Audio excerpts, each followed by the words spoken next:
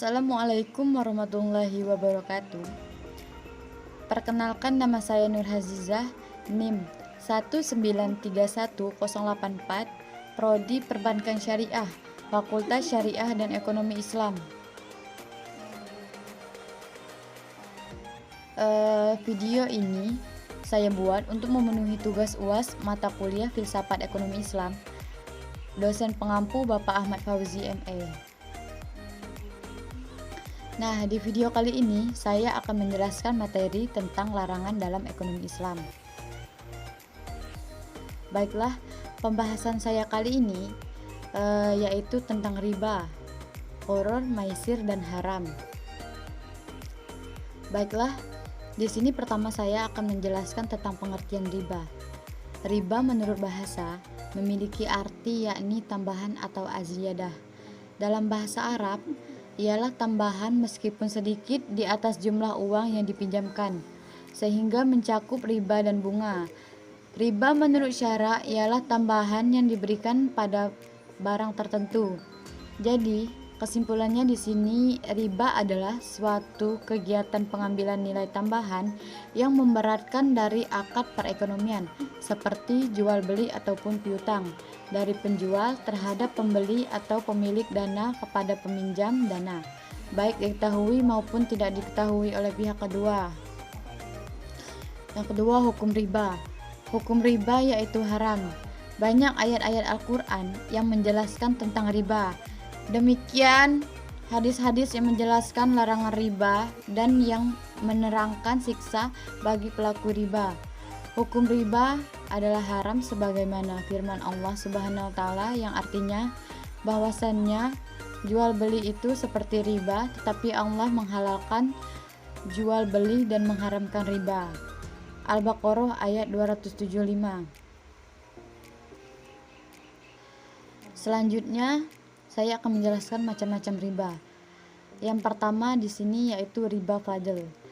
Riba fadl merupakan tukar menukar dua barang yang sama jenisnya dengan kualitas berbeda yang disyaratkan oleh orang yang menukarkan. Yang kedua ribayat. Ribayat di sini merupakan berpisah dari tempat sebelum ditimbang dan diterima. Yang ketiga, riba nasiah. Riba nasiah merupakan riba yang dikenakan kepada orang yang berhutang disebabkan memperhitungkan waktu yang ditangguhkan. Yang keempat, riba qard. Riba qard merupakan meminjamkan sesuatu dengan syarat ada keuntungan atau tambahan bagi orang yang meminjam. Selanjutnya, dampak negatif riba. Dampak negatif riba ini terbagi menjadi dua. Yang pertama, dampak negatif. Dampak inflatoir yang diakibatkan oleh bunga sebagai biaya hutang. Hal tersebut disebabkan karena salah satu elemen dari penentuan harga adalah suku bunga. Semakin tinggi suku bunga, semakin tinggi juga harga yang akan ditetapkan pada suatu barang. Yang kedua, sosial kemasyarakatan. Pendapatan yang didapat secara tidak adil, para pengambil riba menggunakan uangnya untuk memerintahkan orang lain agar berusaha dan mengembalikan, misalnya 25% lebih tinggi dari jumlah yang dipinjamkannya.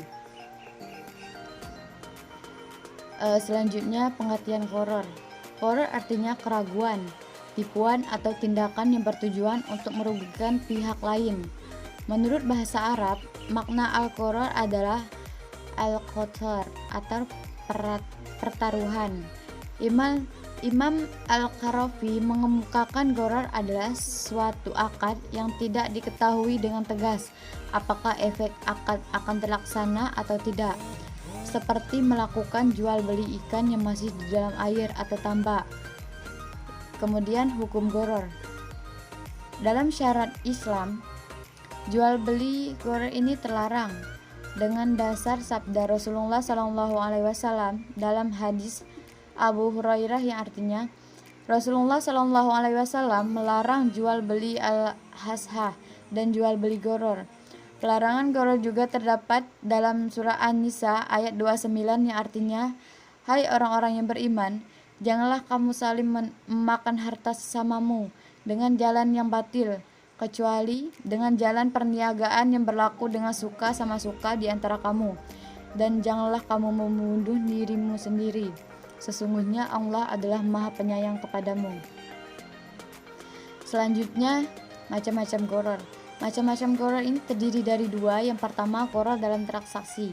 Contohnya, saya jual rumah ini kepada si A, tapi si A harus jual rumahnya kepada saya. Yang kedua, gharar dalam objek transaksi. Contohnya, jual tumbuh-tumbuhan yang buahnya ada di dalam tanah. Selanjutnya yaitu pengertian maisir. Kata maisir dalam bahasa Arab artinya secara harfiah adalah memperoleh sesuatu dengan sangat mudah tanpa kerja keras atau mendapat keuntungan tanpa bekerja.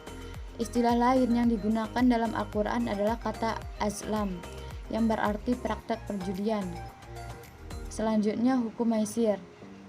Hukum maisir ini merupakan niat tidak menghalalkan cara berjudi untuk membantu orang yang memerlukan. Al-maisir atau perjudian terlarang dalam syariat Islam dengan dasar Al-Quran, As-Sunnah, dan Ijma. Dalam Al-Quran terdapat firman Allah yang artinya, wahai orang-orang yang beriman, sesungguhnya meminum khamar, berjudi, atau berkorban untuk berhala, mengundi nasib dengan panah adalah termasuk perbuatan syaitan. Maka jauhilah perbuatan itu agar kamu beruntung. Surat Al-Maidah ayat 10. Nah, selanjutnya pengertian haram. Haram dalam bahasa Arab memiliki pandangan fikih Islam adalah suatu tindakan yang dilarang dan masyarakat diminta untuk menghindarinya, dan melakukan itu akan menyebabkan adanya hukuman. Haram adalah salah satu hukum dari 5 hukum fikih yang berarti larangan melakukan suatu amalan. Kemudian ruang lingkup haram. Ruang lingkup haram ini terdiri dari 3 jenis, yaitu berbicara mengenai makanan. Misalnya, jenis-jenis makanan yang diharamkan yaitu bangkai, darah, daging babi, binatang yang disembelih bukan karena Allah. Yang kedua, berbicara mengenai wanita mahram atau muhrim, yaitu wanita yang haram dinikahi. 3. Berbicara mengenai beberapa perbuatan yang diharamkan.